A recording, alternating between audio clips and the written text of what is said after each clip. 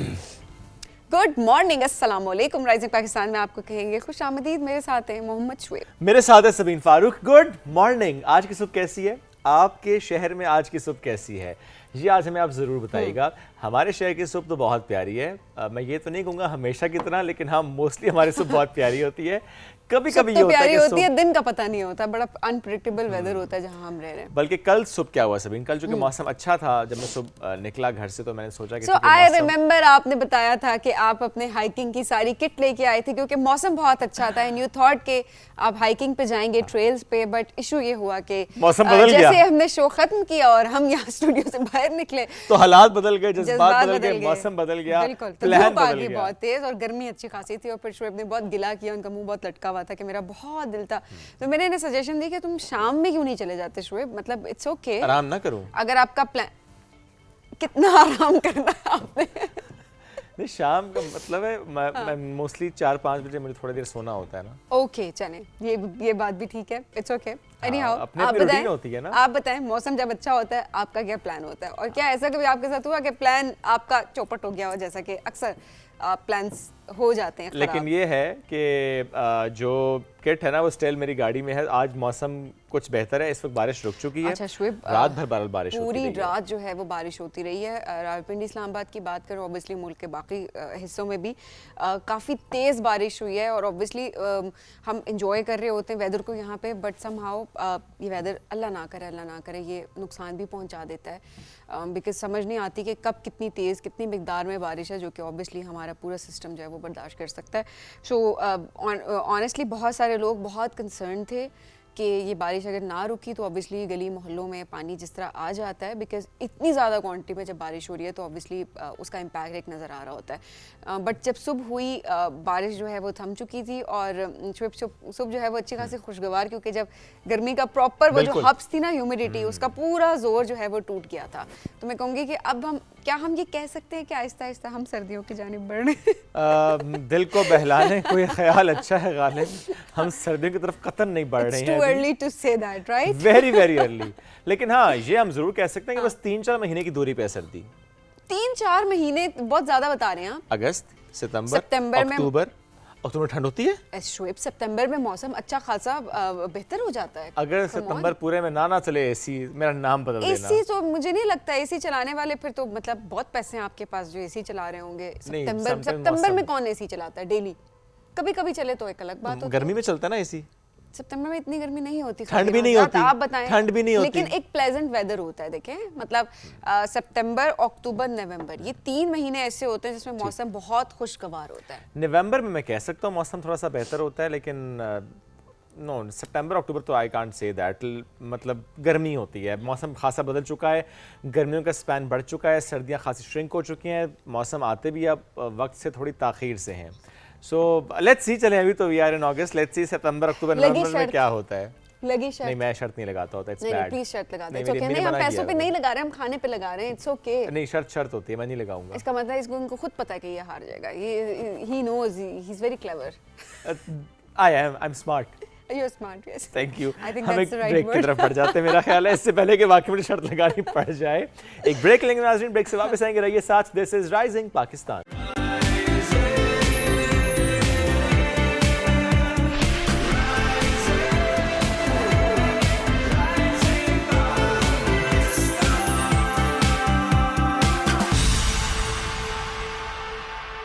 Welcome back. Rising Pakistan में एक बार फिर कहते हैं खुश आमदीद। और अगस्त के इस महीने में जिस तरीके से हमारे मेहमान आ रहे हैं, अपनी अपनी डोमेन में जिस तरीके से उन्होंने काम किया है, अपना नाम भी बनाया और पाकिस्तान का नाम रोशन किया है।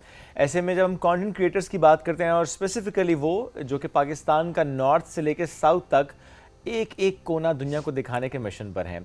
पाकिस्तान की खूबसूरती, चाहे फिर वो केटू की पहाड़ी ही क्यों ना हो, और चाहे फिर बिल्कुल सदर्न पार्ट में हम गवादर चले जाएं, वहाँ का कोई हिस्सा ही क्यों ना हो, कोई ऐसी चट्टान या कोई ऐसा रेगिस्तान छोड़ा नहीं है उन्होंने अभी तक। जहाँ जहाँ तक वो पहुँच जाते हैं, फिर वो दुनिया को दिखाते हैं कि that is where we belong to. ये है हमारा खूबसूरत पाकिस्तान। मैं बात कर रहा हूँ तहसीन राजी की, जिस तरीके से वो माशाल्लाह काम कर रहे हैं। और K2 के वो शॉट्स जो कि हम अक्सर जिक्र करते हैं जब उनसे मुतालिक बात हो रही होती है कि he is the first one जिन्होंने ड्रोन को समिट कराया, यानी ड्रोन समिट साथ साथ करा था, और ड्रोन ने जो शॉट्स लिए K2 के, वहाँ पे पूरी दुनिया ने ड्रोन के थ्रू और उन शॉट्स के थ्रू K2 के मुख्तलिफ जावियों से देखा। सो आज तहसीन साथ मौजूद हैं, उनकी जर्नी से मुताल्लिक हम अक्सर बात करते ही आए, लेकिन आज ज़रा हम पूछते भी हैं अभी रिसेंट क्या चल रहा है और आगे क्या करने वाले हैं वो। तो तहसीन राजी हमारे साथ मौजूद हैं। अस्सलाम वालेकुम तहसीन, कैसे हैं आप? वालेकुम अस्सलाम, मैं ठीक ठाक। ये मौसम ने जकड़ के रखा हुआ है आपको इस्लामाबाद में? बस मौसम तो पिछले एक माह से कुछ ऐसा अनप्रेडिक्टेबल है कि जाने से पहले हमेशा देखना पड़ता है वेदर, तो वो मानसून की वजह से रुके हुए हैं। अच्छा, इस बार पिछले साल की निस्बत ज़ाहिर है हमने अर्ली मानसून देखा है, तो ऑब्वियसली आप लोगों के ट्रैवल और जितने भी हमारे ट्रैवल व्लॉगर्स हैं उन सब का के प्लान्स बड़े मुतासिर हुए हैं, हर्ड। हाँ, इस साल प्रेडिक्टेड था कि नॉर्मल से 20% ज़्यादा मानसून प्रेडिक्टेड था, तो वो प्रेडिक्शन के मुताबिक ही हुआ। उसकी वजह से टूरिज़म का जो पीक समर सीज़न होता है जुलाई और अगस्त, जुलाई तो आलमोस्ट सारा ही इस इंतज़ार में गुजरा कि हम ट्रैवल कब करेंगे। और अभी अगस्त के मिड तक शायद मानसून है जो वेदर फोरकास्ट में बता रहे हैं। तो एंड देन व्हाट्स नेक्स्ट, क्या प्लान है फिर अगस्त के मिड के हाँ, बाद? जैसे ही बादल गरजना बस करेंगे बंद तो आप होंगे। क्या करेंगे? प्लान तो है, एक ट्रैक है नीलम वैली से अस्तोर का, ओके, बलोरकसी उस पास को कहते हैं, एक पास है दो वैलीज़ के दरमियान। ठीक है। तो उसका प्लान है इंशाल्लाह नेक्स्ट वीक जब थोड़ा सा मौसम ठीक हो जाएगा। ओके, फिर उसके बाद स्नो लेक का इंशाल्लाह प्लान है। स्नो लेक कहाँ पे? स्नो लेक एक आइस बेसन है, ये हिस्पर और ब्याफो का जंक्शन पॉइंट ठीक है। ये अस्कोली से इसका ट्रैक जाता है, बल्कि इसके 7-8 ट्रैक्स हैं, आप हर इलाके से इसको अप्रोच कर सकते हैं। ओके, और ये अप्रोक्सीमेटली 300 मुरब्बा किलोमीटर एक आइस बेसन है जो जिसकी एवरेज हाइट जो है 4000 मीटर से ऊपर है। ओके। और ये एक्चुअली लेक नहीं है, ये चूंकि आइस बेसन है जो तो इसको इसलिए स्नो लेक कहते हैं। स्नो लेक कहते हैं। यहाँ पे स्नो ही स्नो है। हाँ या एज्यूम किया गया कि चूंकि ज़रा we are experiencing climate change, तो कभी ना कभी शायद अगर वो पिघलेगा तो वहाँ लेक बन जाएगी, यू नेवर नो। या नहीं पिघलेगा? नहीं, जितने ग्लेशियर्स हैं पाकिस्तान में तो शायद हज़ारों साल लगें उनको पिघलने में। तुम चाहते ना पिघले हम तो यही चाहेंगे ऐसे स्टेप्स लिए जाएं कि जो हमारे ग्लेशियर्स हैं वो प्रोटेक्ट हो जाएं। जी बिल्कुल, क्योंकि उसकी वजह से हमने खासे मसाइल का सामना होते देखा भी है। तहसीन भाई, बहुत से लोग अभी, चलें आपने तो जिस तरह खुद कहा कि मौसम को प्रेडिक्ट किया, मौसम को एनालाइज किया और अपने ट्रैवल को अकॉर्डिंगली प्लान आप कर रहे होते हैं, बट लोग नहीं कर रहे होते। हमने पिछले 1.5 महीने में ऐसे बहुत से वाक़यात देखे हैं, बहुत से इलाकों को सफ़र करने वालों को वाकई फिर हमने मुतासर होते देखा है। हम क्यों नहीं समझ रहे? अब तो देखें इतना अच्छा सिस्टम भी है, गाइड भी किया जा रहा होता है, अलर्ट्स भी जारी होते हैं, गूगल भी बता रहा होता है आपको, व्लॉगर्स भी बता रहे होते हैं आपको, वी हैव दैट इन्फॉर्मेशन, लेकिन हम स्टिल उसको इग्नोर करते हैं। हाँ, डोमेस्टिक टूरिज़म जो है ना मुल्क में वो बहुत एक्सपोनेंशियली इंक्रीज़ हो रही है ना, तो उसकी वजह से मसाइल भी हो रहे हैं। अब जो लोग सोशल मीडिया फॉलो करते हैं या NDMA के अलर्ट्स फॉलो करते हैं वो तो एहतियात करते हैं, जो इनको फिर नहीं फॉलो करते या सुनने के बावजूद उनको इग्नोर कर देते हैं तो उनके साथ फिर ये मसाइल जो है क्वाइट ऑब्वियस हैं। आप जहाँ पे भी चले जाएं, ना सिर्फ नॉर्थ बल्कि साउथ में भी उसकी वेदर प्रेडिक्शंस होती हैं, तो आप उनको फॉलो करके हमेशा जहाँ पे भी जाएंगे तो आपका सफ़र अच्छा गुजरेगा। अगर उनको फॉलो नहीं करेंगे तो फिर तो मसाइल पैदा होंगे। अच्छा, इनफैक्ट जो मानसून है उसमें तो वैसे ही ट्रैवल नहीं करना चाहिए, बिकॉज जितनी मर्जी प्रेडिक्शंस हो, वेदर हमेशा अनप्रेडिक्टेबल रहता है, स्पेशली हम अगर नॉर्थ की भी बात करते हैं। तो इट्स बेटर कि आपको अगर एक क्लियर वेदर दिख भी रहा है किसी वीक का और उस वीक में आप ट्रैवल कर रहे हैं, तो आपको नहीं पता कि अचानक से वेदर कंडीशंस क्या हो जाएंगी, तो ये अपनी जान की हिफाजत फ़र्ज़ है। मैं तो हमेशा इस बात को हमेशा इसके बारे में बात करती हूँ कि रिस्पॉन्सिबल टूरिज़्म, और उस रिस्पॉन्सिबल टूरिज़्म में ये सारी चीज़ें भी आती हैं। आप रिकॉर्ड्स बना लेंगे, आप वीडियोस बना लेंगे, आप सोशल मीडिया पोस्ट कर देंगे, बट कोई भी चीज़ जो है वो आपकी जान से प्यारी नहीं है। अपनी जान की हिफाजत फ़र्ज़ है। जो लोग ये जानते बूझते ज़ाहिर है जाते हैं वहाँ पे, तो वो ज़ाहिर है अपने साथ अच्छा नहीं करते, और अपने साथ भी स्पेशली अपनी फैमिलीज़ के साथ आप देखें इतने परेशान होते हैं, राब्ता नहीं हो रहा होता। और हमने ऐसे एग्जांपल्स देखी हैं इंटरनेशनल टूरिस्ट की, हमने देखी हैं। बिल्कुल ऐसे ही है। अभी जो लास्ट हमने देखा लैला पीक, जर्मन जो एक एथलीट थी, और जिस तरीके से हादसा हुआ वहाँ पे, और दूसरी तो चलो जो उनके साथ थी शी इज़ सेफ, बट जो ऊपर थी उस पर आई थिंक सम 5000 मीटर्स पे थी, और जिस तरह से वहाँ पे पत्थरों का आना और उसके बाद उनका ज़ाहिर है उनकी डेथ हो गई। तहसीन भाई थोड़ा सा बताएं कि इस क्लाइमेट चेंज ने हमारे किन किन इलाकों को ज़्यादा मुतासर किया है, जिसकी वजह से हम कह सकते हैं कि वहाँ का टूरिज़्म भी बहुत ज़्यादा मुतासर हुआ है। ग्लोबल वार्मिंग तो चूँकि एक ग्लोबल इशू है, अब इससे सबसे ज़्यादा इफेक्ट पाकिस्तान इस वजह से हुआ है कि जो पूरी दुनिया में ग्लेशियर्स हैं उनका 30% जो मैस है वो पाकिस्तान में है। इसी तरह जो रिवर्स हैं, इसी तरह हमारे जो माउंटेनियस इतने हाई एल्टीट्यूड्स हैं, तो वहाँ पे जब भी कोई क्लाइमेट चेंज होगा तो उसका सबसे ज़्यादा जो इफेक्ट होगा वो पाकिस्तान का नार्दर्न रीजन होगा जहाँ पे ये ग्लेशियर्स हैं। तो सबसे ज़्यादा क्लाइमेट चेंजेस की वजह से मैदानी इलाके तो मुतासर हुए कि वहाँ पे एवरेज टेम्परेचर जो है वो बढ़ गया, और जो शुमाली इलाके हैं वहाँ पे ग्लेशियर्स के पिघलने का अमल जो है वो ज़्यादा तेज़ हो गया, जिसकी वजह से एक फिनोमेना है ग्लोफ। जो ग्लेशियल लेक्स हैं, ये टेम्परेचर ज़्यादा बढ़ने की वजह से वो ग्लेशियर्स फटते हैं या वो लेक्स फटती हैं, तो नीचे जो डाउन वैलीज़ हैं उनमें फ्लैश फ्लड आता है। तो नॉर्थ में जितने भी फ्लैश फ्लड्स आए या ये क्लाउड बर्स्ट की वजह से आए या ये ग्लोफ की वजह से आए, तो नॉर्थ जो है वो सबसे ज़्यादा क्लाइमेट चेंजेस की वजह से डैमेज अक्सर हम तहसीन पे वीडियोस देख रहे होते हैं कि बिल्कुल एक क्लियर वैली होती है या क्लियर सा एक पूरा मंजर होता है और दूर से नज़र आ रहा होता है कि कोई एक्टिविटी हुई और फिर वो लम्हे लगते हैं चंद और वो सब कुछ बहा के ले जाता है। ये जो आप अभी एक्सप्लेन कर रहे थे ग्लोफ या क्लाउड बर्स्ट, ये वाकई इसकी वजह से सब कुछ हो रहा होता है ये कि वो जो एक पूरा फिर नज़र आता है कि रेला आ रहा है, हालांकि क्लियर है सब कुछ, पैसेज भी है, हाँ उतना नहीं था जितना वहाँ से आ रहा है, और वो सब कुछ बहा के ले जाता है फिर, या इट्स बिकॉज कि आपने जो कि रास्ता बंद कर दिया उसका और किसी वक्त में वहाँ पे पानी ने गुजरना होता है, वहाँ पे इंफ्रास्ट्रक्चर डेवलप हो गया, जब रास्ता नहीं मिला तो उसने फिर सबको ख़त्म कर दिया। जी बिल्कुल, जो बरसाती नाले हैं या जो दरिया हैं वो तो अपना इलाका जो है वो कभी नहीं छोड़ते ना। तो जो भी आपने मेजॉरिटी में देखा होगा जो डैमेज हुआ है वो वही घर या वही होटल्स हुए हैं जो दरिया के इलाके को उन्होंने कब्ज़ा करके बनाए हुए थे। तो मेजॉरिटी में यही हुए हैं, बाकी कुछ लोगों के बैड डेज भी होते हैं, वो आ जाते हैं, उसकी नज़र हो जाते हैं। बहरहाल ये कि इज्तिमाई कोताही है जिसकी वजह से आम बंदा भी मुतासर होता है। में यही हुआ अताबाद में तो ये तो एक पूरा एक पहाड़ जो था वो लैंडस्लाइड हो के उसने दरिया का रास्ता बंद कर दिया था, जिसकी वजह से पीछे 24 किलोमीटर लंबी एक एरिया जो था उसमें पानी राइज होने लगा। फिर उन्होंने आर्जी तौर पे कोई बंद उसका बना के, उसका स्पिलवे बना के पानी का अखराज किया, जिसकी वजह से पीछे वाले जो इलाके हैं वो बचे। नहीं, अभी जो रिसेंट वहाँ पे जो कुछ होटल्स और कुछ वीडियोस आ रही थी कि पानी ने उनको भी मुतासर किया, तो क्या वो गलत प्लानिंग थी या नहीं, इट्स जस्ट कि चूँकि एक नई जगह है वो पानी का रास्ता भी उस तरीके से नहीं अभी बना हुआ था? वो जो होटल जिसका आप जिक्र कर रहे हैं वो अगर आप उसको देखें भी तो वो एक नाले के रास्ते में बना हुआ है। तो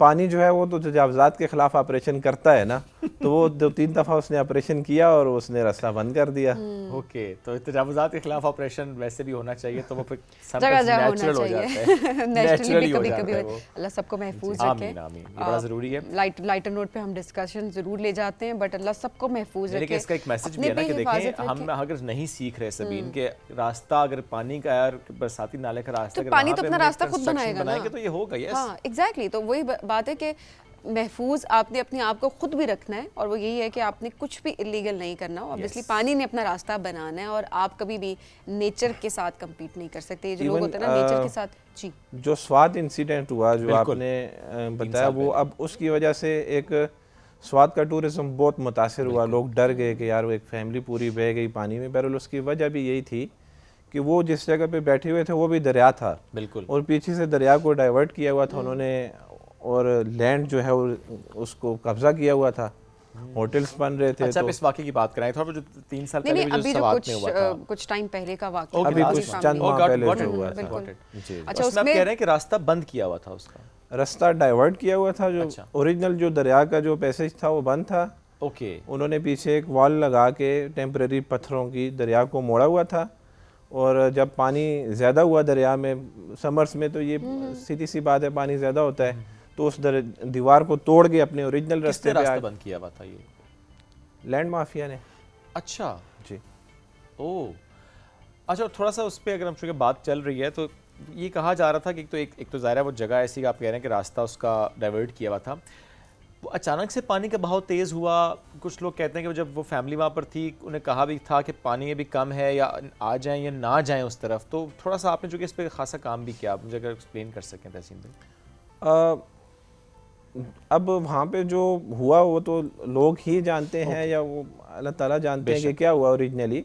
बहरहाल जब एक लेमैन जब जाता है, अब एक डोमेस्टिक टूरिस्ट है, उसका इतना होमवर्क नहीं है, उसको ये भी नहीं पता कि ये जिस जगह पे हम बैठे हुए हैं ये दरिया है, तो अगर अचानक पीछे से एक बंद टूटता है या वॉल टूटती है तो उसको सेकंड्स लगते हैं, वो इतना ज़्यादा पानी होता है कि वो फिर नहीं बच सकते, वो फिर उनको बहा के लेके जाता है। तो कुछ लोग ये कहते हैं कि उनको कहा गया जी कि आप इधर से निकलें। बहरहाल कौन होता है जो जिसको कहें भी कि यार ये है, तो कोई इतना पागल तो नहीं होगा कि पूरी फैमिली लेके वहाँ पे बैठा हुआ होगा।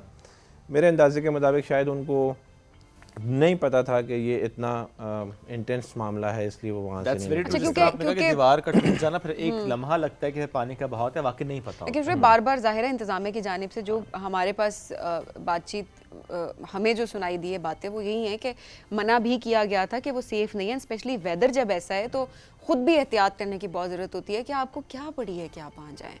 अल्लाह सबकी मग़फ़िरत करे। बहुत अनफॉर्चुनेट वाक़या था ये, जिसने दिल दहला दिए सब। पूरा मुल्क किस तरह से अफसोस कर रहा था इस पे, बिकॉज छोटे छोटे बच्चे थे, बुजुर्ग थे, ख़वातीन थी, पूरी फैमिली जो थी वो किसी की दुनिया उजड़ गई ना। जो पीछे लोग थे वो किस तरह से परेशान थे, निढाल थे। बट पॉइंट यही है कि जब आपको पता है आप क्यों वेट करें कि आपके पास कोई आएगा, आपको आके बताएगा, आपको उंगली पकड़ाएगा। ये बड़ा ख्याल करने की ज़रूरत है कि हमने ख़ुद किस तरीके से अपना बचाव करना है, स्पेशली जब आप बच्चों के साथ जा रहे हैं, आप जब फैमिली के साथ जा रहे हैं, तो you have to be very careful specially in this weather. अच्छा तहसीन, अब आपकी सोशल मीडिया हम तो बड़ा रिलीजियसली फॉलो कर रहे होते हैं और उस पर बड़ी ज़बरदस्त किस्म की हमें वीडियोस, पिक्चर्स और पाकिस्तान का एक ज़बरदस्त इमेज हमें देखने को मिल रहा होता है। K2 के वो इमेजेस जो आपने लिए, जिस तरह से आपने उसको कैप्चर किया, वो हमने नज़ारे ऑनेस्टली नहीं देखे, तो वैसे नहीं लगता कि रियल है। हम देख रहे होते अच्छा कोई सीनरी है, किसी ने उसको लिटरली कैनवस पे उसको किसी ने पेंट किया हुआ है। तो वो लोगों ने बड़ी पसंद भी की और हम ज़रा पोटेंशियल भी इस हवाले से बताना चाहते हैं कि हमारे जो फोटोग्राफर्स, हमारे जो ट्रैवल व्लॉगर्स बात करते हैं कि अच्छा हम इस फील्ड में आ जाएं, हम पैसा भी नहीं कमा सकते, फाइनेंशियल इसमें बेनिफिट नहीं है, बट उन लोगों ने पसंद भी की और लोग उनको ख़रीद भी रहे हैं। तो हम ज़रूर चाहेंगे कि आप इस बारे में भी बात करें। पाकिस्तान का तो आप इतनी डाइवर्सिटी है यहाँ पे, लैंडस्केप ऐसे हैं कि समुंदर से लेके पहाड़ों तक वो हर चीज़ हमारे मुल्क में है। तो इसमें जो सबसे यूनिक जो पाकिस्तान को वो चीज़ बनाती है वो कराकरम है, कराकरम माउंटेंस। तो कराकरम माउंटेंस हम ऑन एंड ऑफ जाते रहते हैं और कुछ लकीली कई दफ़ा ऐसे फ़ोटोज़ वीडियोज़ हमें मिल जाते हैं जिसके पोटेंशियल बायर्स भी आपको मिल जाते हैं। तो बीइंग अ कंटेंट क्रिएटर, अगर आप कोई काम कर रहे हैं और आपको उसका रिटर्न भी मिल रहा है तो ये तो उसके लिए उससे बड़ी अप्रिसिएशन तो कोई भी नहीं होती। तो हमने भी एक एक्सपेरिमेंट किया, K2 के कुछ इमेजेस को हमने ऑनलाइन कुछ स्टोर्स पे सेल करने की कोशिश की और रिस्पांस बहुत अच्छा था लोगों का उसमें। बल्कि मैं चाहूँगा कि वीडियो हमारे पास आ चुकी है, हम वीडियो साथ दिखाएं भी कुछ देर में, बल्कि रेडी हो जाएगी वीडियो जो K2 को आपने पूरा हर एंगल से शूट किया है उसको या कोशिश की है जो ना? एंगल्स पाकिस्तान के थे वो तो शूट कर लिए हैं। अब K2 का एक एंगल चाइना में है, उसमें हम नहीं जा सके। वो प्लान का हिस्सा तो नहीं है कहीं किसी वक्त वहाँ से जाके शूट करना? कभी टाइम मिला, कभी मौका मिला तो इंशाल्लाह। अच्छा, लेकिन वो ये जो आइडिया था कि K2 को इस तरह से मैक्सिमम साइड से शूट करना है, तो ये न्यू ईयर की कर लोगे, मतलब या था कि नहीं पता नहीं हो पाएगा नहीं हो पाएगा? पता था हो जाएगा। ओके, हो जाएगा। K2 चूँकि पाकिस्तान का एक बहुत ही आइकॉनिक पीक है तो उसको हमेशा लोगों ने बेस कैंप से कैप्चर किया, या उसके बाद जो क्लाइंबर्स आते थे, फॉरनर क्लाइंबर्स, वो समिट के लिए आते थे और समिट से फ़ोटोज़ बनाते थे। तो मुझे कभी भी ऐसा नहीं लगा कि यार कोई K2 की समिट से कोई अच्छी फ़ोटोग्राफी कोई देखने को मिली। तो कोशिश की हमने और वो बड़ी अच्छी एक तजर्बा रहा। और फिर हमने चूँकि बेस कैंप पे हम तकरीबन 42 दिन बेस कैंप पे थे K2 के, तो बहुत ज़्यादा टाइम था उसके हर एंगल पे, हर साइड पे जाने का। कैसे आप, मतलब इतनी हिम्मत कहाँ से आती है? इतना हार्श वेदर और 42 दिन बेस कैंप पे रुकना, ये कितना मुश्किल है। How is it possible? मेरे ख्याल में तो मुश्किल नहीं है, जब आप वहाँ के आदी हो जाते हैं तो आप जब इस लाइफ में आते हैं तो ये आपको ज़्यादा मुश्किल लगती है। सिटी लाइफ नॉर्मल जिंदगी मुश्किल है और वहाँ पे K2 बेस कैंप में एक्लेमेटाइजेशन हो जाती है आपकी, बस फिर आप कहते हैं मैं यहीं रहूँगा। हाँ जी बिल्कुल। अच्छा, ड्रोन शॉट तो आपने लिया, आप जो पिक्चर्स आपने लगाई भी हैं, कितने फ्रेम्स हैं जो कि हम देख रहे होते हैं, उसमें कुछ फ्रेम्स आपने कहा rare, one of the rare images, कितने फ्रेम्स हैं और उसमें से कितने बिक चुके हैं? 27+ पहले हफ्ते में ओके, बिके हैं। 27 प्लस बिगिनिंग है, एक हफ्ता सवा हफ्ता हुआ है, कुछ 10 दिन हुए हैं। आपको भी तभी पता चला जब मैंने पहली दफ़ा उसकी सोशल मीडिया पे लगाई। तो अभी वेबसाइट भी एक उसकी है, बना रहे हैं। तो जब तक आप कोई भी काम करते हैं, जब तक वो मार्केट नहीं होता तो किसी को पता नहीं चलता। तो उसकी मार्केटिंग प्लान है, वो इंशाल्लाह फ्यूचर में उसको मजीद जो है बेहतर करेंगे। Oh that's great. अच्छा, ये मतलब एक तो काम स्टार्ट हो गया, लेकिन अभी प्रॉपर्ली प्लानिंग के साथ मार्केटिंग के थ्रू आप उसे और एक लेवल पर लेके जाएंगे माशाल्लाह। तो ठीक है, एक तो ज़ाहिर है मॉनेटरी टर्म्स में तो फ़ायदा है इसमें, लेकिन आप ये देखेंगे पूरी दुनिया तक उसको पहुंचाना K2 की वो इमेजेस अगेन पाकिस्तान के टूरिज्म को प्रमोट किया जा रहा है। नॉट ओनली अबाउट K2, और भी यहाँ पे सैकड़ों ऐसे पहाड़ हैं जो बहुत खूबसूरत हैं। उस तरह के पहाड़ दुनिया में कहीं भी नहीं है। बल्कि मैं तसीम भाई आपकी एक पोस्ट देख रहा था, आई थिंक 5 days ago या 6 days ago, आपने त्रिक मीर से मुतालिक एक पोस्ट की थी कि द फर्स्ट पाकिस्तानी जिसने समिट किया है उसको। त्रिच मीर जो है ये 7,708 मीटर का ऊंचा एक पहाड़ है जो दुनिया का 32वां सबसे ऊंचा पहाड़ है और कराकोरम और हिमालय के बाद दुनिया का पहला सबसे ऊंचा पहाड़ है। तो इसको अभी तक किसी पाकिस्तानी ने समिट नहीं किया था। अभी रिसेंटली शिमशाल से कुछ क्लाइंबर्स थे, वो गए और उन्होंने समिट किया, और ये एक KPK के लिए खुसूसन एक अच्छी बात थी कि एक इतना हाई एल्टीट्यूड माउंटेन जो हिंदू कुश रेंज का सबसे ऊंचा पहाड़ है, वो सर हो चुका है, वो पहली दफ़ा सर हुआ। और फ्यूचर में जो क्लाइंबर्स हैं उनके लिए एक प्रेसिडेंट सेट हुआ कि ये भी पहाड़ क्लाइंब हो। तो पहले क्यों नहीं हो पाया? इट्स वेरी डिफिकल्ट, क्या वजह है? मतलब K2 सर कर रहे हैं, माउंट एवरेस्ट सर कर रहे हैं, बाकी पहाड़ सर हो रहे हैं, तो ट्रिच मीर क्यों नहीं सर हो रहा था? पाकिस्तान में 145 से ज़्यादा पहाड़ ऐसे हैं जो 7,000 मीटर से ऊंचे हैं।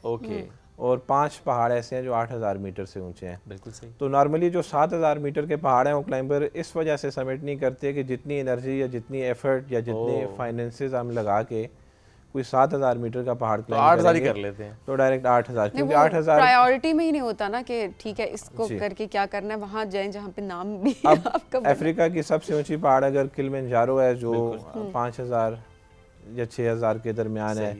यूरोप की जो एल्ब्रस है, तो लोग उनको सर करते हैं एक नाम बनाने के लिए। पाकिस्तान में चूंकि इससे ऊंचे पहाड़ हैं तो कहते हैं ऊंचे पहाड़ी सर कर लेंगे, तो ऊंचे को सर। तो यहाँ पे फोकस होता है K2 का। और चूंकि इससे पहले हमारे डिस्कशन में वो K2 के वो ड्रोन शॉट से हमारे पास वीडियो भी आ चुकी है, आपको दिखाते हैं कि किस वीडियो की हम बात करें और फिर कहाँ से उस वीडियो के थ्रू बहुत से इमेजेस जो कि उन्होंने बताया कि वो कुछ सेल हो चुके हैं, more than 29, बाकी अभी आगे चल के वो देखते हैं किस तरह से आगे बढ़ेंगे। तो आप वीडियो दिखाते हैं आपको।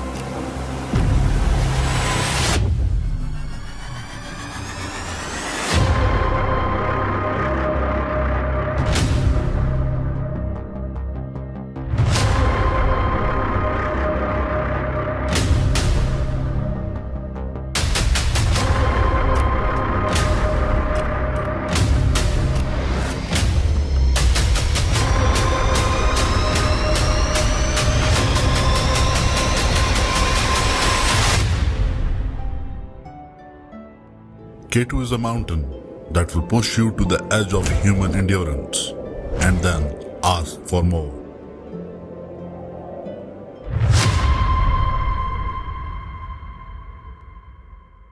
ये पूरा समिट साथ शूट किया आपने? ये तो एक 12 मिनट की डॉक्यूमेंट्री है। मैंने आपको सिर्फ एक मिनट का इसका जो ट्रेलर है वो दिया था। तो नेक्स्ट टाइम कभी मौका मिलता है तो पूरी डॉक्यूमेंट्री भी वैसे देखते इट्स अमेजिंग हाँ क्या शॉट्स थे। आप वैसे इस डॉक्यूमेंट्री को भी बहुत अच्छा आगे सेल कर सकते हैं बिकॉज मैं क्यों इस बारे में ज़्यादा बात करी, इस वजह से कि हमें पोटेंशियल दिखाना चाहिए, कहीं ना कहीं हमें इंसेंटिव ज़रूर चाहिए होता है आगे बढ़ने के लिए, एंड स्पेशली जब आप ट्रैवल कर रहे होते हैं, टूरिज्म को प्रमोट कर रहे होते हैं, तो आपको रिसोर्सेज भी रिक्वायर्ड होते हैं। इस चीज़ को भी हमें निगलेक्ट नहीं करना चाहिए कि जैसे पैसे आसमान से आ रहे हैं और हम बस प्रमोट करते रहें। इट्स गुड कि जितने आपके रिसोर्सेज हैं आप ज़रूर प्रमोट करें, एट द सेम टाइम अपने लिए एवेन्यूज़ तलाश करें, अपने लिए एक्स्ट्रा सोर्स ऑफ इनकम ज़रूर रखें। और ये इतना प्यारा हमारा मुल्क है, हम इसके टूरिज्म से अगर कुछ अर्न कर सकते हैं और इसी तरह से हम बाकी अपने यंगस्टर्स को जब बताएंगे तो वो भी आगे बढ़ेंगे, इस तरह से कंटेंट भी क्रिएट होगा और जाहिर है मुल्क की इकोनॉमी भी एब्सोल्युटली। तो इसमें 14 अगस्त कहाँ मनाना चाहेंगे? पाकिस्तान के किस एक स्पेसिफिक स्पॉट पे जो कि आपके दिल के ज़्यादा करीब, आप चाहते हैं मैं वहाँ जाके 14 अगस्त? तो वैसे कुछ ही दिन रह गए। हाँ मैं कौन सा केटू भेज रहा था? मैं वही कह रही थी कि इरादे उनके दूर दूर कहीं होते हैं, इसलिए अब तो कुछ ही दिन रह गए। पाकिस्तान का तो तकरीबन हर इलाका ही हमारे दिल के करीब है। हाँ। कश्मीर जो है इस दफ़ा चूँकि प्लान में भी है तो कश्मीर में definitely next plan is Kashmir, वो जो आप ट्रैक का जिक्र किया, पास का जिक्र किया, great, all the best for that as well. Thank you very much for joining us today, it was always great having you. नाज़रीन, हम एक ब्रेक की तरफ बढ़ने, जब ब्रेक से वापस आएंगे तो दीगर मौज़ूआत भी हैं, रही हमारे साथ। ये है राइजिंग पाकिस्तान।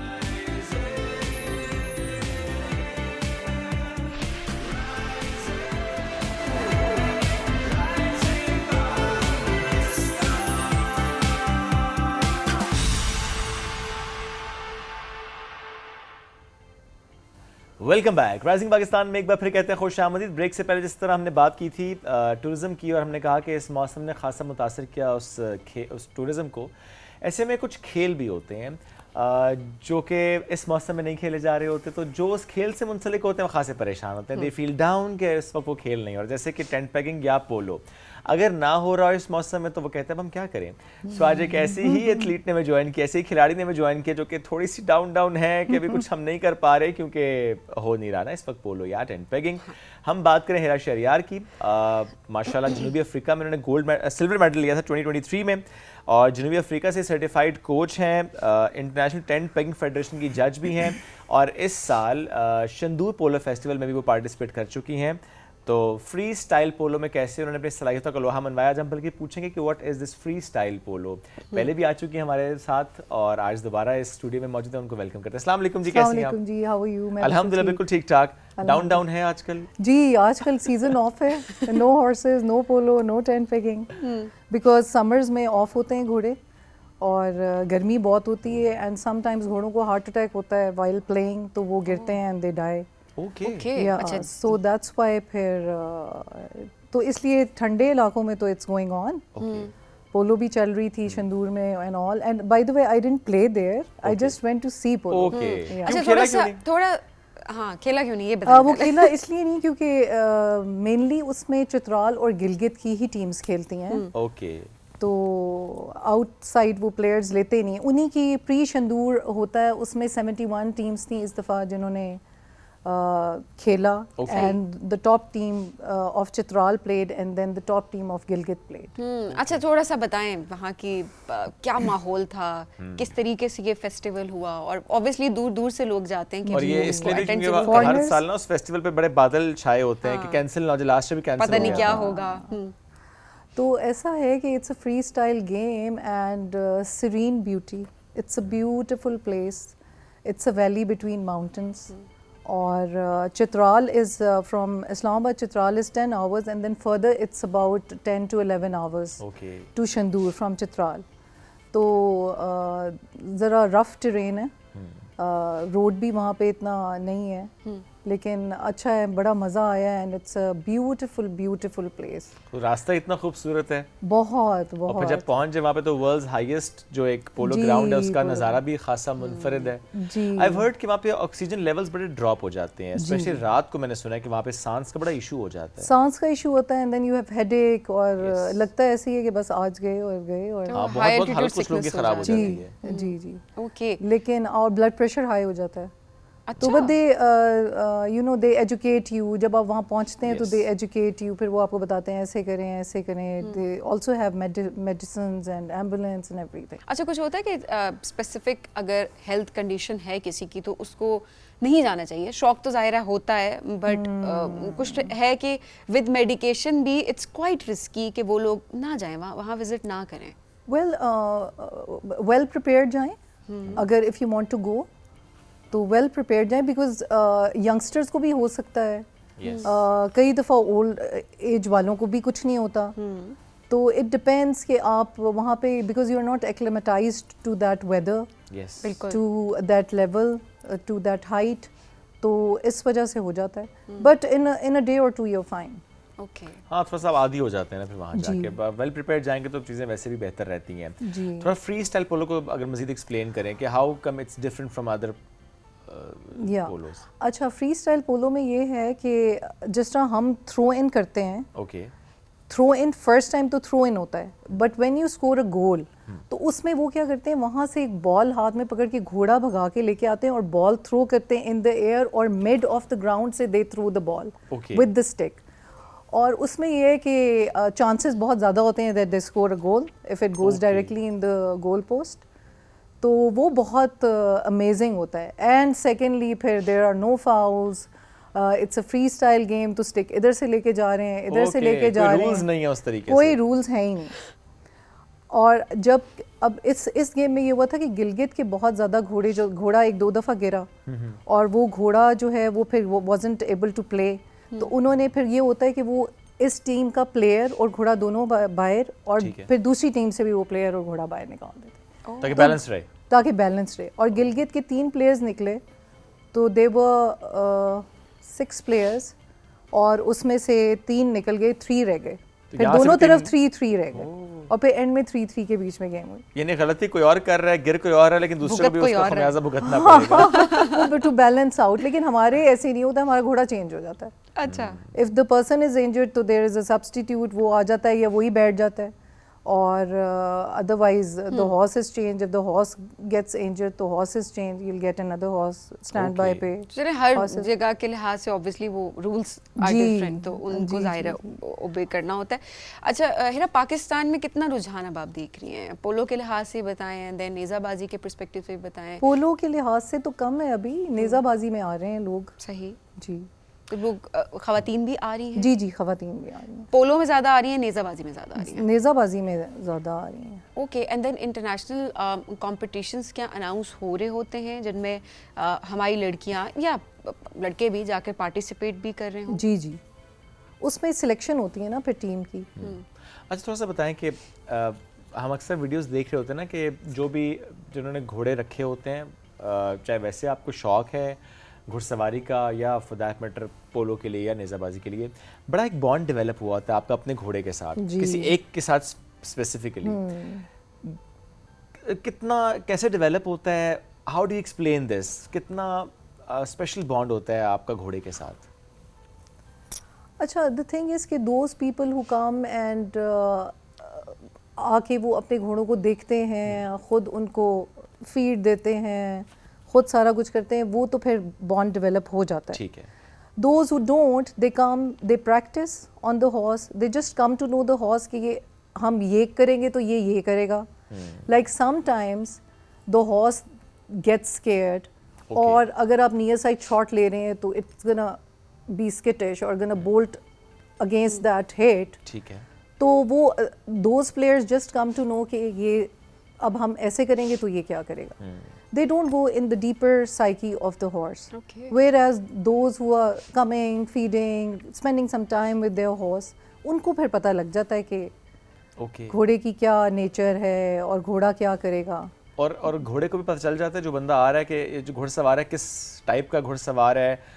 जैसे घुड़सवार उस पर सवार हुआ, घोड़े को पता है कि अब कितना किसको गिराना है और किसको नहीं गिराना. हाँ, सही बात वो है. तो एक्चुअली वो तो घोड़े को the moment you sit on the horse उसको पता लग जाएगा इसको राइडिंग आती है या नहीं आती. अच्छा. Because the way you grip it, the way you hold the reins. जो नोविस हैं वो कभी खींचेंगे, कभी ज़्यादा छोड़ देंगे रेन्स. घोड़ों को फ़ौरन पता लग जाता है. They won't have there the grip of the legs. और they will most of the riders जो नए राइडर्स हैं वो बाजू बहुत ज़्यादा ऐसे it's like a chicken is sitting on the you know horse. तो द मूवमेंट बेचारे डर रहे होते हैं, नए नए होते हैं, नहीं अब फ्लेक्स सीख कर रहे होते जाएंगे हैं, वो भी. flex फ्लेक्स नहीं कर रहे अच्छा, होते एक्चुअली, वो मूवमेंट उनकी ऐसी होती है ना. ओके. तो ज़ाहिर है they will take time to learn to ride. तो ये होता है, तो घोड़े को तो फ़ौरन पता लग जाता है. और सम हॉर्सेस आर यू नो कुछ होते हैं ज़रा स्लगिश, वो तो Okay. बर्दाश्त कर लेते हैं, फिर जो नहीं होते उनको पता लग जाता है वो गिराते हैं. अच्छा, घोड़े को गुस्सा किस तरह आता है?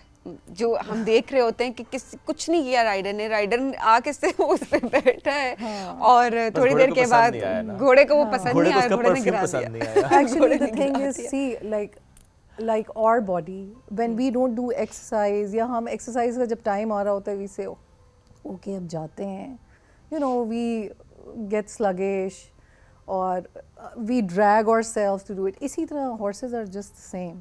उनको यही होता है कि हमें काम करना ना पड़े. Why are they settling us? Okay. और हालांकि वो अब- घोड़े हैं, गधे नहीं. हाँ, मतलब जाहिर है वो भी अपना कंफर्ट जोन जो है उससे स्टेबल से ही नहीं निकलने के लिए तैयार होते. ओके. और वो इस वजह से भी कि डेली बेसिस पे उनको निकाला नहीं जाता स्टेबल से उस तरह नहीं से, नहीं, वो प्रैक्टिस जब भी करवाई गेम जाती. शुरू होती है तो they are riding morning and evening में दे आर प्लेइंग एंड सुबह में we have to warm them up. अगर ना उनको वार्म देम अप करें तो they will spook us down Okay. on the ground. Proper हाँ, ट्रेनिंग फिर दिन रात की. during the game. So that's very very dangerous. So each horse is supposed to be worked for about 15 to 20 minutes in the morning okay.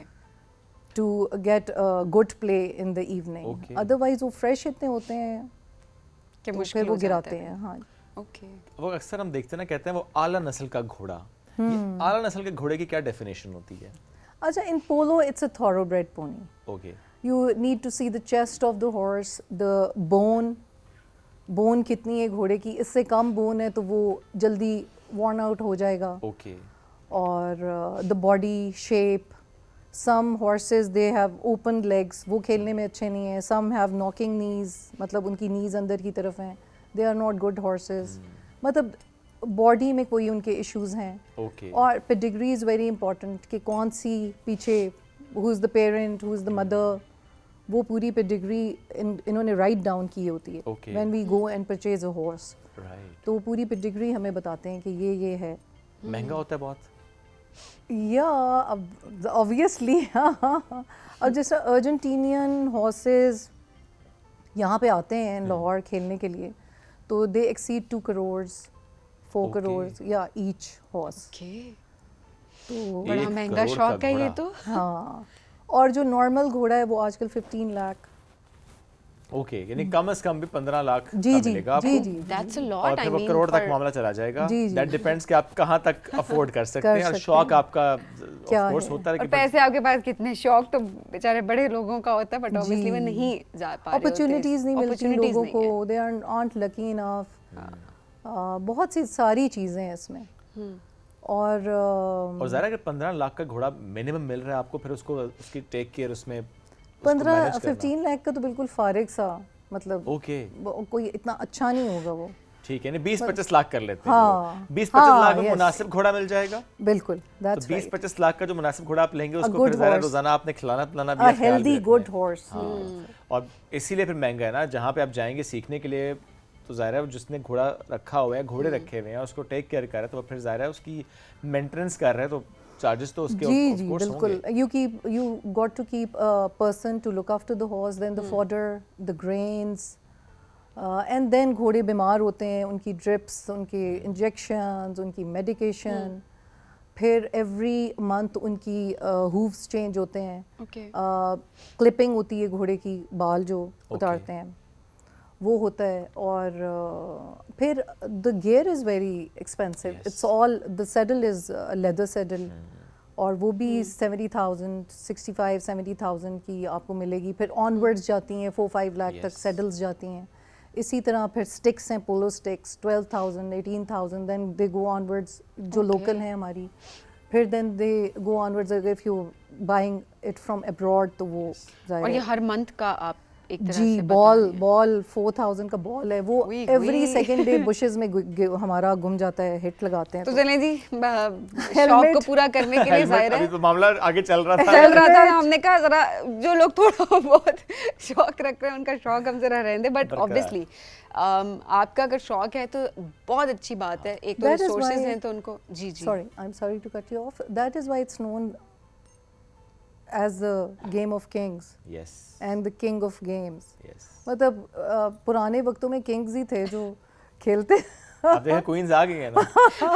नहीं ये तो अल्लाह की मेहरबानी है, मैं तो अल्लाह का लाख लाख अल्लाह शुक्र अल्लाह करती मेहरबानी हूँ। किए रखे जी। जी, कोई हाँ, नेक्स्ट इवेंट जिसमें पार्टिसिपेट करने जा रही अभी हो? अब आएगा स्केड्यूल इंशाल्लाह। ओके, अभी स्केड्यूल तो, आना है और उसके जी। लिए अभी आपने फिलहाल रेस्ट चल रहा है, लेकिन जैसे स्केड्यूल आएगा सितंबर के हाँ, मिड इन में आ सितंबर जाएगा में इंशाल्लाह। और उसके बाद फिर हिरा गायब हो जाएंगी। बस Hira is busy in events. Hira, thank you very much for joining us today, it was wonderful बहुत हैविंग यू। शुक्रिया। जिस तरीके से आप माशाल्लाह इस खेल को आगे लेकर चल रही हैं, और ज़ाहिर है जब एक खातून आगे बढ़ रही होती है सो बहुत सी खवातीन के लिए, लड़कियों के लिए रास्ता हमवार हो रहा होता है, जो करना चाहती हैं, कोई वीडियो देखी होती है, किसी की पिक्चर देखी होती है, या अदरवाइज किसी तो को वैसे ही खेलते हौसला देखा मिल होता है, जाता है कि हाँ। एक कर सकती है तो मैं भी कर सकती हूँ। यस, तो आप तो बहुत सी खवातीन का हौसला है बिल्कुल, माशाल्लाह। नाज़रीन, एक ब्रेक की तरफ बढ़ेंगे, ब्रेक से वापस आएंगे, रहिए साथ, ये है राइजिंग पाकिस्तान।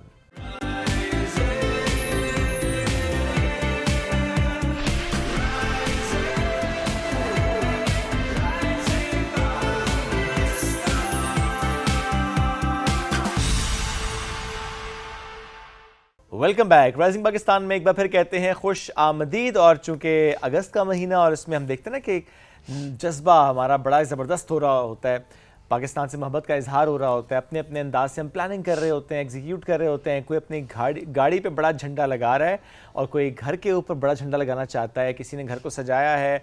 अच्छा, ऐसे में जो इमारतें हैं, स्पेशली गवर्नमेंट की साइड की हम बात करें, नहीं जो इदारे होते हैं उनकी इमारतें हों, हाई राइजेज़ हों या इवन प्राइवेट भी हम देख रहे होते हैं, सो वहाँ पर हो ये रहा होता है कि चिरागा सा हो रहा होता है, खूबसूरत अंदाज से उसको सजाया जा रहा होता है। ऐसे में हम चूँकि अपने इस शो को भी इस तरह से सजाया हुआ है कि हम डेली बेसिस पर उन मेहमानों को आपसे मुलाकात उनकी करवा रहे हैं जिन्होंने अपने अपने डोमेन में बहुत अच्छा काम किया है और पाकिस्तान का नाम रोशन किया है। ऐसे में जब हम पाकिस्तान की बात करते हैं, जोश की बात करते हैं, तो इसमें मिली नगमे, ये एक वतन से मोहब्बत का इजहार होता है। सो महानूर हैं, इन्होंने मिली नगमा गुनगुनाया है, पाकिस्तान से मोहब्बत का इजहार किया है, हमें भेजा है, तो हमने सोचा कि आपसे शेयर भी करते हैं और सुनते हैं महानूर की आवाज़ में ये मिली नगमा। वतन प्यारे वतन, पाक वतन, पाक वतन, ए मेरे प्यारे वतन, ए वतन प्यारे वतन, तुझसे है मेरी तमन्नाओं की दुनिया पुरनूर, तुझसे है मेरी तमन्नाओं की दुनिया पुरनूर, अज़्म मेरा कभी मेरे इरादे हैं गयूर, मेरी हस्ती में आना है, मेरी मस्ती में शऊर, जा फिजा मेरा तहय्युल है तो शीरी है सुहन, ए वतन प्यारे वतन, ए वतन प्यारे वतन, पाक वतन, पाक वतन, ए मेरे प्यारे, मेरा दिल तेरी मोहब्बत का है जा बख्श दयार, मेरा सीना तेरी हुर्मत का है संगीन हसार, मेरे महबूब वतन तुझ पे अगर जाऊं निसार, मैं ये समझूंगा ठिकाने लगा सरमाया तन, ए मेरे जी क्या प्यारी सी आवाज़ थी। और वाकई चीज़ जो मैटर करती है वो ये है कि आपका जज्बा क्या था और किस जज्बे के साथ आपने, बिकॉज बड़ी मेहनत होती है ऑनेस्टली, रीटेक्स होते हैं और उसके बाद आप जब खुद आपको लग रहा होता है कि हाँ अब आप सेटिस्फाइड हैं और फिर आप किसी प्लेटफॉर्म के लिए अपनी वीडियो भेजते हैं, तो ये बहुत बड़ी बात होती है। So thank you so much Mahnoor. And आप लोगों से भी हमारी रिक्वेस्ट यही है कि आप लोग भी अपनी खूबसूरत आवाज़ में हमें मिली नगमे गाकर भेजें, सो दैट हम अभी इंडिपेंडेंस मंथ में हमारी पूरी कोशिश है कि हम आप लोगों की आवाज़ जो है वो लोगों तक पहुंचाएं और उन वीडियोस को हम जो है वो डिस्प्ले करें अपने शो में। अच्छा, सिर्फ ये नहीं है बट ऑब्वियसली हमने कहा कि आप जिस भी तरीके से अपने वतन से, पाकिस्तान से मोहब्बत का इजहार कर सकते हैं आप करें। सो ऐसे में हमारे पास कुछ पिक्चर्स भी आ रही हैं और डेली बेसिस पे शोएब आ रही हैं और हमारे लिए बड़ा मुश्किल होता है इसको चूज़ करना कि आज किसकी तस्वीर दिखाई जाए, तो हम रैंडम पिक कर लेते हैं क्योंकि खूबसूरत सबकी ही पिक्चर्स होती हैं। सो आज भी हमने रैंडम पिक्चर्स जो हैं वो पिक की हैं। कशिश ने हमें 2 तस्वीर भेजी हैं जिसमें वो पाकिस्तान की खूबसूरती हमें दिखा रही हैं अपने अंदाज में। सो ये देखें जी, क्या ज़बरदस्त किस्म की इन्होंने पेंटिंग की है और ये पाकिस्तान का देखें एक कल्चर है ना जो हम दिखा रहे हैं। पाकिस्तान का झंडा शो मुझे दूर से स्क्रीन वैसे दिख नहीं रही, आप थोड़ा इसको एलैबोरेट अगर कर सकें, if you can understand. Rickshaw है और चाय है, चाय लिखी हुई है। अच्छा, वैसे भी सभी हम देखते हैं ना कि वो ज़मीन पे क्या है? ज़मीन पे पाकिस्तान लिखा हुआ है। ओके, मतलब घास पे है ना वो अब प्रॉपर। आई डोंट नो धुआं निकल रहा है उस पे लिखा हुआ है या वैसे यू लिखा नेवर हुआ know, you never know, we don't know कि एक्चुअली क्या है, बट स्टिल हमने एक आर्ट पीस है। हमें बट मुझे समझाइए चाय ऐसे लिखी क्यों है, कब क्यों नहीं बना हुआ? क्या ड्राइवर चाय पीने गया है? अच्छा जी, ईमान, नज़्म ज़ब्त और इत्तेहाद, दैट्स ग्रेट। अच्छा, मीनार पाकिस्तान, साथ में truck art, isn't it? Exactly, colours से मुझे यही लगा ना। तो देखिए रिक्शा, ट्रक आर्ट और ये सारी चीजें वो अपने तरीके से पाकिस्तान के कल्चर को उन्होंने प्रेजेंट किया है। छोटे छोटे बच्चे भेज रहे हैं हमें अपनी अपनी पेंटिंग्स, तो अब वैसे अपनी एज भी आप जरूर लिख दिया करें, एज नहीं बताना पसंद करते किस क्लास में, ये बता दिया करें हमें, सो दैट वो बड़ी आसानी होती है। और अपने इलाके का नाम, जिस शहर से, जिस इलाके से पाकिस्तान के आप हमें भेज रहे होते हैं पिक्चर्स या कोई भी कंटेंट, तो वो जरूर मेंशन किया करें ताकि हम उस लिहाज से अनाउंस भी किया करें, लोग उस लिहाज से उसको देखा भी करें। हमें ब्रेक की तरफ बढ़ना है जी, ब्रेक से वापस आएंगे, रहिए हमारे साथ। This is rising Pakistan, stay with अस।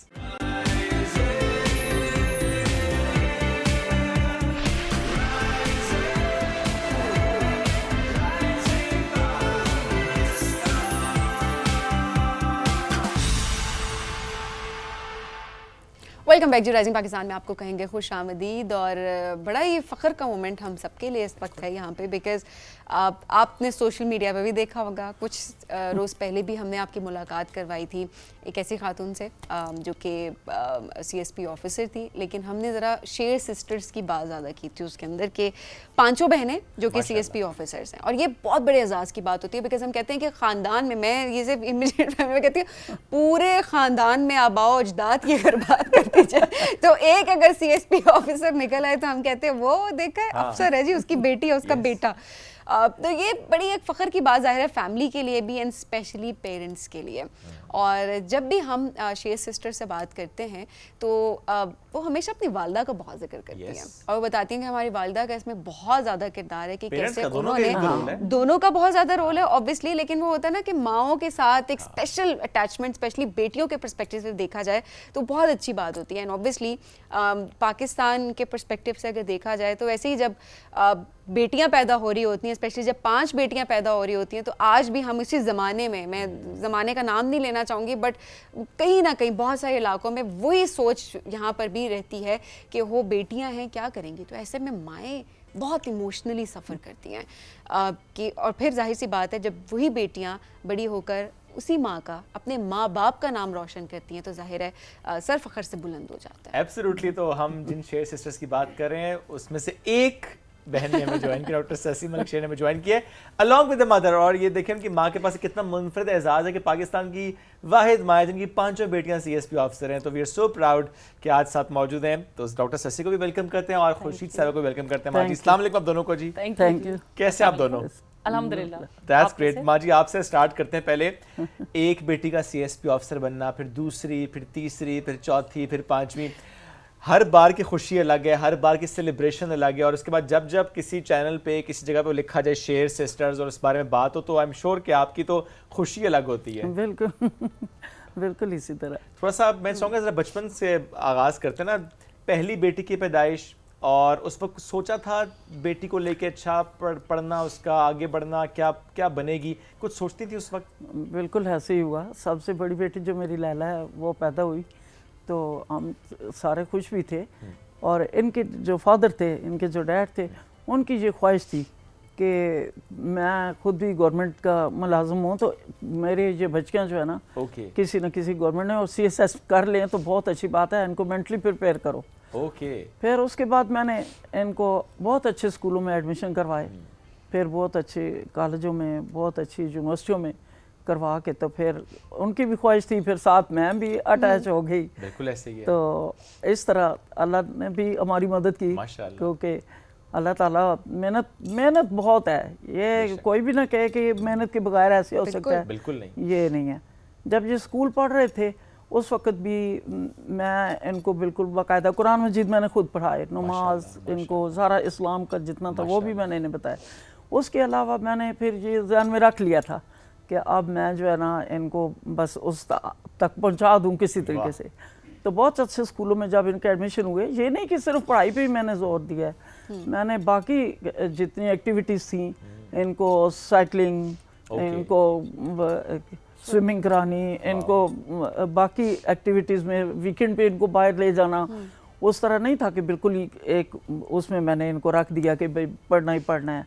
और उस वक्त एक सिर्फ कार्टून इनको 1 घंटे के लिए दिखाना और इस तरह बस लालच दे के इनको तो मैंने आगे आगे लेके गई। और ज़ाहिर है मेहनत कितनी ज़्यादा है जी। इसके अंदर ना, क्योंकि ये सिर्फ ये नहीं है कि आपने सिर्फ पढ़ाई पे तवज्जो, पूरी तरबियत बच्चों बिल्कुल की। बिल्कुल पूरी आप बेस बनाएं बच्चों की। मैं तो सबको कहूँगी कि बेस जब तक मजबूत नहीं होती आप कुछ नहीं कर सकते। Very true. तो इनकी मैंने बहुत बेस मजबूत की, क्योंकि मेरे जहन में एक बात थी कि जितना टफ होगा तो उसके लिए इनको तैयार कर लूँ, लेकिन इतना टफ भी नहीं है। वो अब आप लोगों के लिए टफ नहीं है ना माजिद, बाकी के लिए टफ है। 1 घंटा जो कार्टून का टाइम मिलता था, याद है बचपन का? वो कौन से कार्टून के बस कौन से वही। देखती थी? 6 से 7 बजे लगते होते थे। डिज्नी आर होता था हमारे जमाने में, ओके। और वो पूरे 1 ही घंटे का होता था। ठीक है। पहला आधा घंटा एक लगता था और अगले आधा घंटे दूसरा सही। कार्टून होता था। That's all. उसके अलावा कोई टीवी नहीं, कोई कार्टून नहीं। नहीं, और वो भी इकट्ठा फैमिली का टाइम होता था, 5 बहनें हम इकट्ठे बैठ के वो 1 घंटा कार्टून देखती थी। और फिर हमारा टीवी ऑन। बिल्कुल। Okay. तो वो होता था। तो डिसिप्लिन था ना, देखें ये बड़ा जरूरी। अच्छा वैसे खुशी साहब, बस जरा सही ऑनेस्टली आपने एक जवाब देना, ये बिल्कुल। 5 में तंग किसने सबसे ज्यादा किया है? पढ़ाई में हो जाए, खाने में हो जाए, खेल कूद में हो जाए, सबसे ज्यादा शरारती कौन थी? सबसे ज्यादा ये मेरे इन्होंने मुझे बहुत तंग किया।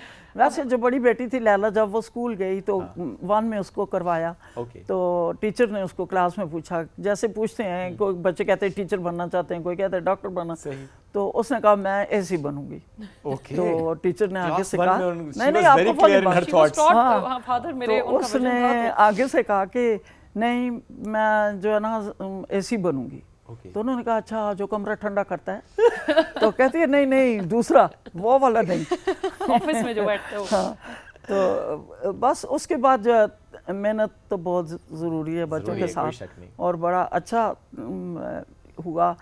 ये नहीं मुझे पता था कि ये सारे के सारे हो जाएंगे, क्योंकि बड़ी बेटी ने किया, फिर उसके बाद शीरी ने, वो दोनों आगे पीछे थी। जब उन दोनों ने किया तो जब इसकी बारी आई तो इसने कहा नहीं मैंने मेडिकल करना है, अच्छा, वो मैं आपने किया मेडिकल भी में जाहिर है। जाऊंगी। तो हम नहीं करते थे, इन्होंने जो किया है, मतलब ये इनको रोक दें कि नहीं ऐसा नहीं हो सकता, ये वो। इसके साथ इसके फादर ने प्रॉमिस किया, इसके डैड ने, कि तुम MBBS कर लो, लेकिन उसके बाद क्योंकि इसके मार्क्स बहुत ज़्यादा थे, लेकिन कहा कि उसके बाद आपने CSS करना।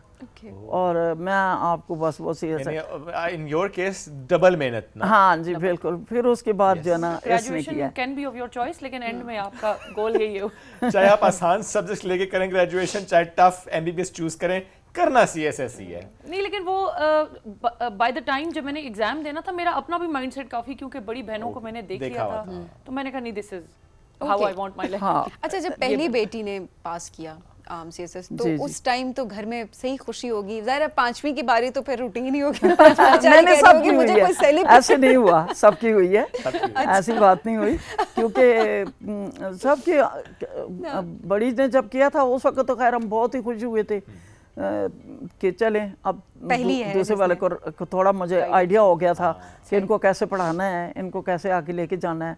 तो ये रात को पढ़ते थे, सो जाते थे बुक साथ में पकड़ के, तो मैं नहीं सोती थी। मैं रात को उठ के फिर जाके इनको चाय देनी, इनको फिर मैंने जगाना कि आप उठें, ये बस एक कंप्लीट कर लो, फिर उसके बाद सोना, फिर ऐसे मतलब I remember I'd like to add here कि हम लोग सोते हुए ना स्टिक नोट दरवाजे पे हर एक का अपना लगा होता था। तो मॉम नमाज के वक्त उठ के सबके स्टिक नोट्स पढ़ी होती थी, इसको 5 बजे जगाना, इसको 6 बजे, इसको 8 बजे।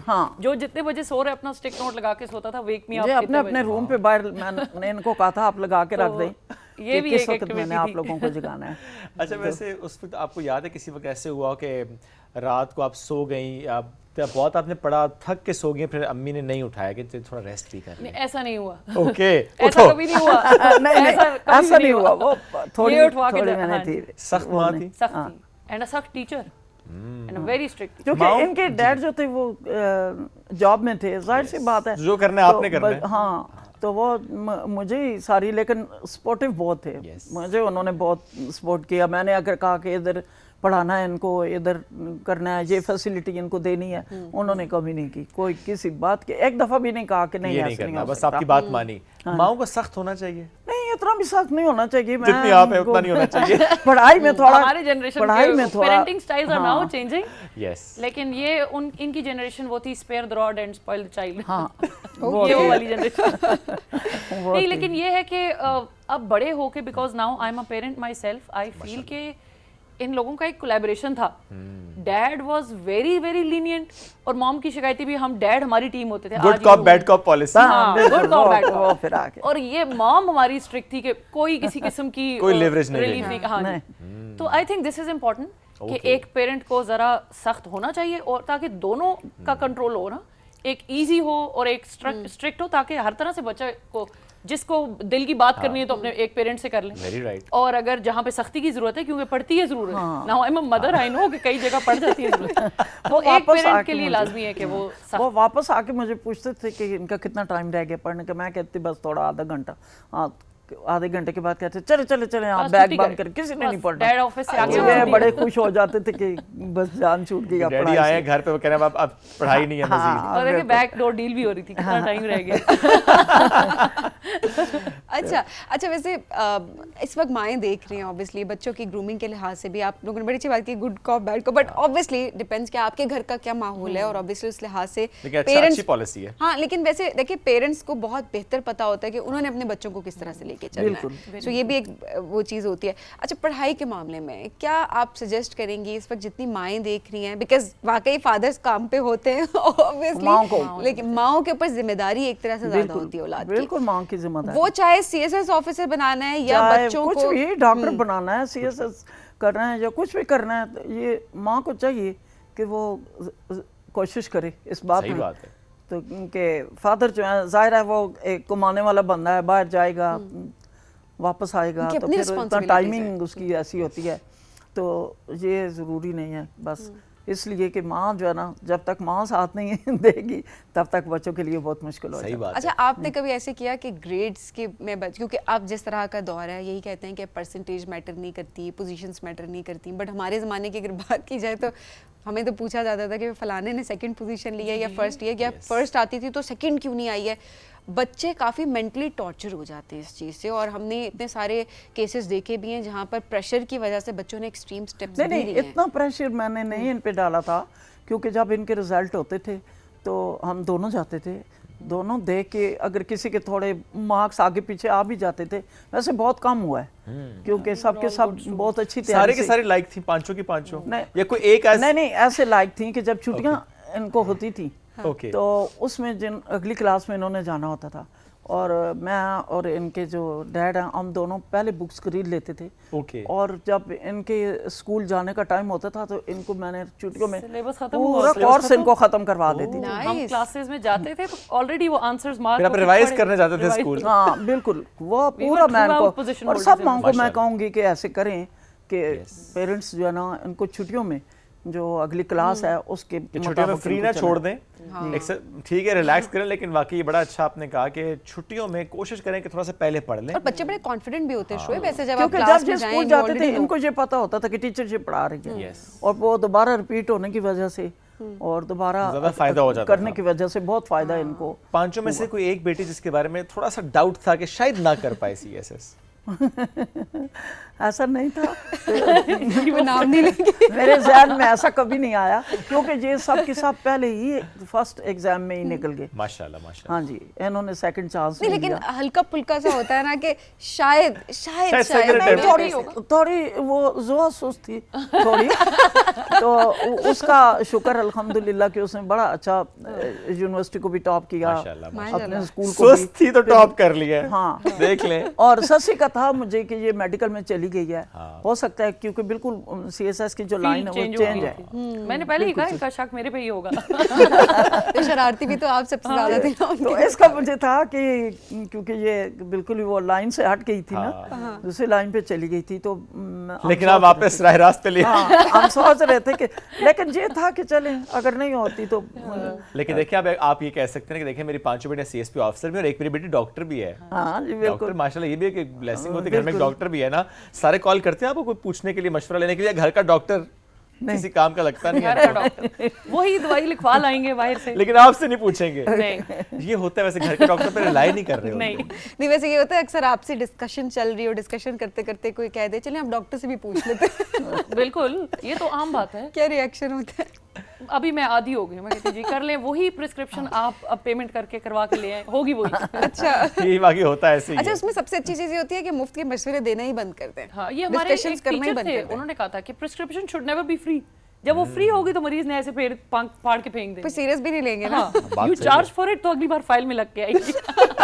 ये आप चार्ज करना शुरू कर हाँ दें जी। सबको, मेरा ख्याल है। वैसे अल्लाह आपको सबको सलामत रखे, सेहतमंद रखे, जरूरत ही ना पड़े किसी डॉक्टर की। आमीन। अच्छा, हमने आपसे भी जब आप लास्ट टाइम आई थी पूछा था, आपके फादर, मैंने एक इंटरव्यू में चूंकि देखा था कि जब बेटियों की पैदाइश पे आई थिंक फैमिली किसी मेंबर ने, किसी खानदान के किसी बंदे ने थोड़ा सा ऐसे डिस्करेज जैसे करते हैं, आपने भी बात की सभी बेटियों की पैदाइश में। आई रिमेंबर मेरी तो एक ही बेटी है माशाल्लाह, मुझे उस पर भी याद है कि देयर वाज समवन, अच्छा चूंकि हमें तो पता था कि बेटी क्यों नहीं है, आप आजकल पता होता है, तो आई वाज वेरी हैप्पी, अल्लाह का शुक्र है कि अल्लाह की रहमत आई, तो खुशी के आंसू आ जाते हैं। जाहिर है पहले औलाद होती है, आप तुम रो क्यों रहे हो, बेटी की वजह से रो रहे हो? एंड आई वाज लाइक कौन है ये नहीं शख्स? और अक्सर हमने शोएब ये स्टेटमेंट्स भी सुनी है कि बेटी हुई है बहुत मुबारक हो आपको, अल्लाह बेटा भी दे। कोई बात नहीं, नेक्स्ट ये statement मेरी yes, पहली yes, बेटी थी, आई वाज मुझे फैमिली मेंबर ने कहा इट्स ओके, अगली बार बेटा, मैंने कहा भाई आई एम हैप्पी, हाँ, आई एम वेरी हैप्पी। अल्हम्दुलिल्लाह। मैंने बेटी की मिठाइयाँ डिस्ट्रीब्यूट की थी, आई मेड ब्यूटीफुल बॉक्सेस, तो उन्होंने अल्हम्दुलिल्लाह उस टाइम वो शेयर न्यूज़ की खबर भी बनी हुई थी, तो एक फैमिली मेंबर थे जिन्होंने कमेंट किया कि यही बेटियों पे मिठाइयाँ भी भेज सकते हैं। मैंने कहा भाई एवरीबडी शुड, यस। कौन नहीं भेज रहे हैं, मैं तो उनको उनसे मुझे अफसोस होगा उन पे जो नहीं एंड भेजेंगे। दैट्स व्हाई मैं आपसे पूछना भी चाह रहा था माँ जी कि जब बेटियों की पैदाइश पे इस तरह का वाकया, किसी की तरफ से कोई ऐसी बात, कोई ऐसा जुमला सुनने को मिला हो खानदान से कहीं से भी, तो उस वक्त क्या रिएक्शन था आपका? नहीं मिल जाता था ऐसा कोई ना कोई, लेकिन कोई रिएक्शन नहीं था। Okay. हम क्योंकि एक उस मिशन में लगे हुए थे कि हमें बेटियां लगता ही नहीं था कि हाँ बेटा नहीं है या कुछ है या कुछ, उस तरह का कोई ऐसा नहीं हुआ। मेरी अपनी पर्सनल ऑब्जर्वेशन है कि जो लोग बेटियों को ब्लेसिंग समझते हैं ना, उनके लिए वो जहमत होती भी नहीं। होती भी नहीं है, सही बात। ये मेरा ख्याल है माइंडसेट की बात है। हाँ वेरी जी। True, very true. तो ये if you think that it is a blessing, it is, it which actually is. और वो अल्लाह की रहमत है। एग्जैक्टली, आप एक्चुअली फील करते हैं जब आपके घर में रहमत आती है। बिल्कुल। यानी ये कोई कहने की बात नहीं है, आपकी जिंदगी बदल जाती है। जब जुआ पैदा हुई ना, तो जुआ का नाम इनके फादर ने, वैसे सबके लाला, शीरी, ससी और मारवी, जब वो हुई तो इनके डैडी ने उनका नाम, इन्के डैड ने रखा जुआ का, जुआ जो आखिरी सूरत है कुरान में कुरान से नाम लिया जिसका मतलब है पहली किरण। सूरज की उन्होंने पहली। कहा अच्छा अब मैं ये रखूंगा ताकि लेकिन वो शुक्र है अल्लाह का कि ऐसी कोई बात नहीं, बहुत सपोर्टिव थे, बहुत अच्छा मेरे साथ मिल के हम दोनों ने इनको जो है ना इधर तक पहुंचाया है। अच्छा, बिल्कुल। नाम भी वैसे अगर देखें तो बड़े चुन चुन के नाम हाँ। रखे माशाल्लाह बच्चियों के, वो नहीं, बड़े वो प्यारे इनके नाम डैड ने हैं। रखे हैं। अच्छा हाँ जी। वो क्या थॉट प्रोसेस था उसके पीछे? असल वैसे में इनके जो दादा थे ये फैमिली में मलिक थे और शेर इनके दादा का नाम था। तो फिर जब लैला पैदा हुई तो उन्होंने उसका नाम रखा। ओके। तो इनके डैड ने कि लैला मलिक शेर। तो बस फिर वो कंटिन्यू किया आपने वो पूरे नाम स्कूल में भी फिर चल और गया ये शेर देखें कि आज family आपने वैसे ही। अपना नाम अपने पेरेंट्स के दादा का नाम किस तरह हाँ आप लोग जी, लेकर दादा चल रहे के हैं। नाम शेर पे सिस्टर्स के नाम से जानी जाती हैं आज माशाल्लाह हर बिल्कुल जगह पे दादा आप के लोग। नाम से रखा था। इवन यहाँ तक कि जब सबसे बड़ी बहन पैदा हुई थी मेरे ताया अल्लाह बख्शे, he is no more now, उन्होंने ये किस्सा सुनाया था कि मेरे फादर ने जब कॉल्स की बेटी पैदा होने की तो उन्होंने कहा नाम लेके बता रहे थे लैला पैदा हो गई, तो कहते हैं हम थोड़ी देर ट्रांस पे चले गए कि he has already decided a name और सबको कॉल करके बता रहे कि लैला पैदा हो वाह गई। माशाल्लाह। तो ये they were really progressive parents of that time. माशाल्लाह, ये माशाल्लाह। 1980s की बात है। Yes, She was और born in इसकी 80s। इनके दादा इतने खुश हुए कि इनकी दादी ने कहा कि जब शीरी पैदा हुई तो उन्होंने कहा कि रफ़ीक की एक और बेटी पैदा हो गई। तो आगे से वो खफा हुए इनके दादा कि ये बेटियां हैं या बेटे हैं, ये कैसी बात तुमने कर दी है, ये बेटे हैं। तो अल्लाह ने फिर उसी तरह किया। अल्लाह ने माशाल्लाह बहुत इज्जत और दी है। बहुत अच्छा लगा। हमें कभी भी ऐसा नहीं हुआ। ये इसके साथ रिलेशन इसलिए ज़्यादा है क्योंकि इसका ये पिंडी से ज़्यादा ताल्लुक है, इसके हेडक्वार्टर इधर है, इसका Posting हेडक्वार्टर आजकल इधर है। इधर तो है। फिर जो है ना अच्छा ये Plus होता है आपकी, जो बेटा बहुत शरारती होता है उसके साथ बॉन्ड भी उतना ही स्ट्रांग होता है। बिल्कुल। सीएसएस के हमारे इंटरव्यू के टाइम पे फॉर्म्स में एक उन्होंने पूछा था कि आप अपना कोई बताएं, कोई शरारत या जो जिससे आपके पेरेंट्स को कोई परेशानी हुई हो, साइकोलॉजिकल फॉर्म हमने फिल करना होता था। तो मैं अपनी मदर के साथ बैठ के अपने जो पेरेंटल क्वेश्चंस थे वो इनसे मैं फिल करवा रही। मैंने कहा कोई एक शरारत है बताएं जिससे आप बहुत परेशान। मॉम ने कहा एक 1000। मैंने कहा हो ये तो मुझे एक list है। बतानी थी। तो वो फिर उन्होंने एक लड़का जो मोस्ट एम्बैरेसिंग थी वो ये कि बेल हुई, समबडी केम, उन्होंने कहा जी आपके बच्चे हमारी बतखें जो है ना वो अंदर ले गए हैं अपने घर में। ओके। मॉम कहती है मैंने पूरी इज्जत लगा ली कि भाई नहीं लाए मेरे बच्चे को क्यों लाएंगे एंड व्हाई। मॉम ने कहा 2 मिनट बाद मैंने गेट बंद किया एंड आई टर्न तो तुम लोग डक्स लेके वाकई अंदर घुस गए। तो हम किसी को बाहर से वो रोटियां डालते डालते डक्स हमने अपने घर में सारी जमा की। ओके। तो ये फिर मैंने ये वाला मेंशन किया। आई होप अपने डक form में। चोरी नहीं की थी। नहीं सिर्फ ऐसे खिलाने खेलने। पिलाने के लिए अंदर खेलने के लिए और फिर अंदर मॉम ने और कहा जरा मैंने देखिए गेट खोला के। बचपन की शरारतें और जाहिर सी बात है हमें बड़ा मजा आ रहा है गुफ्तगू करके बट ऑब्वियसली वक्त बड़ा मुख्तसर है। हम चाहेंगे ससी एंड खुर्शीद साहिबा आपकी तरफ से भी क्योंकि इंडिपेंडेंस मंथ है और इंडिपेंडेंस डे भी बहुत करीब है, सो वी रियली वांट कि आपकी तरफ से नेशन को कोई पैगाम जाए जो मैसेज आप देना चाहें। आपसे शुरू करेंगे। मैं चाहूंगी कि मेरी मदर आज पैगाम दे। मैंने तो लास्ट टाइम भी दिया था, तो आप बताएं मैम। नहीं ऐसे हुआ कि जब इन्होंने CSS किया तो फिर मुझे बहुत फ़ोन आने शुरू हो गए। लैला शीरी ने जब किया सही। फिर उसके बाद इसने किया तो हर मतलब 10 मिनट बाद 15 मिनट बाद कोई ना कोई बच्ची मुझसे पूछ रही होती थी आंटी बताएं हमें भी कोई टेक्निक बताएं हमें भी कुछ। तो मैं उनको यही कहती थी बेटे मेहनत करें। कहते हैं नहीं हम जिससे पूछते हैं वही कहते हैं कि सब कुछ पढ़ना है। मैंने कहा नहीं ऐसी बात नहीं है। तो मिसगाइड कर देते थे और बच्चे घबरा जाते थे कि ख़ास तौर पे लड़कियां।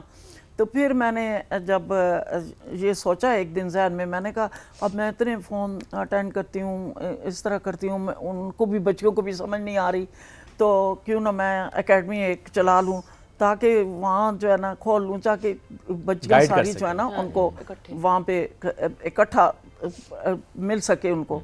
और मैंने उनको बेसिक चीज़ें फिर जो शुरू में थी एकेडमी खोली और तकरीबन साल हो गया ना। हाँ। तो बस और ये उसमें फिर खोला भी इन्होंने 1.5 साल बाद। She work 1.5 year on just the faculty के सारे सब्जेक्ट्स के टॉपर्स होने चाहिए। क्योंकि इन तो सबको वो, मैंने इन सबको पढ़ा लिया था, शादियां करा ली थी। अब मैं फारिग अफरी थी। आपने कहा 5 बेटियों को मैंने सारे अब मैं पाकिस्तान फारिग को थी। हाँ, कराना। पहुंचा दिया अपने अपने मकाम पे। मैं कौम की बाकी बेटियों के लिए कुछ करती हूँ। हाँ, बिल्कुल।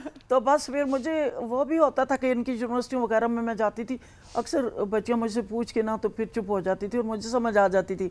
कोई कहती थी कि आंटी हमारे पास इतने पैसे नहीं हैं कि हम इतना अफोर्ड नहीं कर सकते कि गाड़ी भी हो और हम जाएँ या कुछ। तो फिर मैंने इस तरह किया कि चलें जितने भी जो हैं नहीं पेमेंट कर सकते तो उनको मैं मुफ्ती तालीम दूंगी, मैं मुफ्त पढ़ाऊंगी। आप लोग आएं। मैंने जो यतीम बच्चे हैं उनकी बिल्कुल फीस नहीं मैंने लेती। आपको बताया था लास्ट टाइम एक बड़ी लेंथी स्कॉलरशिप्स की लिस्ट है। हमारे पास बहुत सारे मैसेजेस आना शुरू आज हो तो गए। आपने भी ऐलान कर दिया कि जिसने फ्री CSS की एजुकेशन करनी लेनी है तो बेशक आए। स्पेशली फ्रॉम बलोचिस्तान और माइनॉरिटीज तो 100% है, हाँ लाइक उस पे without question Okay. somebody is coming Very to nice. see. Balochistan वालों को मैंने बिल्कुल और minorities, like माइनॉरिटी को भी और जिस वक्त जी चाहे आए पढ़ने के लिए। मैं बहुत खुश होती हूँ जब बच्चे पूछते हैं, ख़ास तौर पे बेटियाँ, तो मैं कहती हूँ कि नहीं, इनको ज़रूर जो है ना करना चाहिए, इनको गाइडेंस, और इनके फिर मैं हेल्प लेती हूँ। इसी एक ही नहीं, मैंने ज़ुआ की पोस्टिंग इधर आई तो फिर मैंने उसको कहा कि बेटे आप भी हेल्प करो जितनी कर सकते हो, क्योंकि बच्चे जो है ना वो सेटिस्फाइड हों और पढ़ सकें। और दैट्स हाउ चीज़ें आगे बढ़ रही हैं माशाल्लाह। बहुत शुक्रिया आप दोनों का साथ मौजूद थी। हाँ जी। और आप तो पहली बार टेलीविजन पे पहली बार किसी प्लेटफॉर्म पे माशाल्लाह आप अपीयर हुई हैं, वरना आप अपीयर भी नहीं होती। We are so honoured, we are so honoured. अल्लाह खुश मेरा रखे, सलामत मैसेज भी रखे। है सब पेरेंट्स के लिए कि अपनी बच्चियों को फाइनेंशियली इंडिपेंडेंट करें ताकि वो अपनी लाइफ आसानी से गुजार सकें। बिल्कुल ऐसा ही, किसी बहुत पे important डिपेंडेंट ना हो, मैं- किसी के मोहताजी ना हो, जो बिल्कुल। खरीदना चाहे वो खुद से जो खरीदें, वो and then करना decision चाहते हैं वो making। अपनी मर्जी से करें। बिल्कुल ऐसा ही है। हाँ जी, तो बहुत अब शुक्रिया फिर जी। अल्लाह का शुक्र है कि इनके हस्बैंड साहब के भी CSP ऑफिसर हैं। माशाल्लाह। We have 9 ji. officers at home. वाह माशाल्लाह। 9 actually, not 5. सबसे खुद डॉक्टर एक थी, मेरे husband he is a cardiologist, लेकिन उसके अलावा सारे ऑफिसर्स हैं। हाँ। So there are 9.